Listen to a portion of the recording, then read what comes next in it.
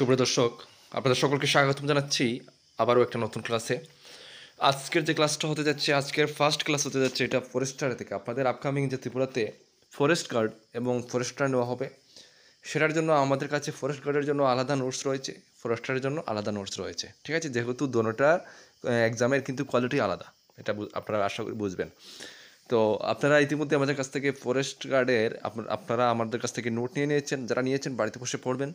আর ফরেস্টারের মধ্যেও আমাদের গাইডবুকটা কিছুদিন মধ্যে তৈরি হয়েছে, তাই আমরা এখন ক্লাস দিচ্ছি। যাদের ফরেস্টারের প্রয়োজন গাইডবুকসের আমাদের সম্পূর্ণ আমাদের কাছে রয়েছে, আপনারা স্ক্রিনে ডিটেলস রয়েছে, আপনারা আমাদের কাছ থেকে নিতে পারেন। ঠিক আছে, তো আজকে ফরেস্টার থেকে আমরা জিকে থেকে আমরা ইকোনমিক্স থেকে আমরা কিছু প্রশ্ন আজকের এই ভিডিওতে আমরা ক্লাস করাবো। অবশ্যই ভিডিওটি শেষ অবধি দেখবেন। আর আবার বলছি, সিলেবাসটা অনেকটাই বড়, আপনারা সম্পূর্ণ নোট নিয়ে বাড়িতে বসে পড়ার চেষ্টা করবেন, কারণ ফরেস্টার কিন্তু আর ফরেস্ট গার্ডে কিন্তু হিউজ পরিমাণে ভ্যাকেন্সি আসতে যাচ্ছে। এই সুবর্ণ সুযোগটা আপনারা ছাড়বেন না। ঠিক আছে বন্ধুরা, তো আজকের ক্লাসটা আমরা শুরু করছি। তো আজকের যে সাবজেক্টটা হচ্ছে ইকোনমিক্স। ঠিক আছে, এটা থেকে ফরেস্টারে কিন্তু ভালো একটা প্রশ্ন আসবে। তো আজকের যে ইকোনমিক্স থেকে প্রথম প্রশ্ন আপনাদের স্ক্রিনে দেখতে পাচ্ছেন, দেখুন। পঞ্চবার্ষিকী পরিকল্পনার সময়কাল কোনটি ছিল? পঞ্চবার্ষিকী পরিকল্পনার সময়কাল কোনটি ছিল? আনসার হবে 1961 থেকে 1966 সাল। ঠিক আছে, নেক্সট প্রশ্ন দেখুন।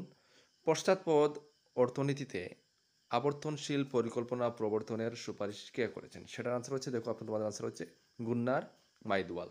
ঠিক আছে বন্ধুরা, পরের প্রশ্ন। বিশ্ব ব্যাংক কত সাল থেকে কাজ শুরু করে? তো বিশ্ব ব্যাংক, ঠিক আছে, এটা হচ্ছে জুন 1946 থেকে। তারপরের প্রশ্ন দেখে নিচ্ছি। দেখো, মেলথুসিয়াম তত্ত্ব কি সম্পর্কিত? তো এটা হচ্ছে কিন্তু জনসংখ্যা সম্পর্কিত। পরের প্রশ্ন হচ্ছে 1949 সালে প্রণীত ব্যাংকিং কোম্পানি আইন বর্তমানে কি নামে পরিচিত? এটা হচ্ছে ব্যাংকিং রেগুলেটিং অ্যাক্ট নামে পরিচিত। ঠিক আছে, ভেরি ভেরি ইম্পর্টেন্ট প্রশ্ন। নেক্সট প্রশ্ন তোমাদের স্ক্রিনে। 1975 সালে তলোয়ার কমিটি কি উদ্দেশ্যে নিযুক্ত হয়েছিল? সেটা হচ্ছে, দেখো, রাষ্ট্রায়ত্ত ব্যাংকগুলির গ্রাহক পরিষেবার উৎকর্ষ বৃদ্ধির জন্য। ঠিক আছে, পরের প্রশ্ন। কত সালে রিজার্ভ ব্যাংক জাতীয়করণ করা হয়?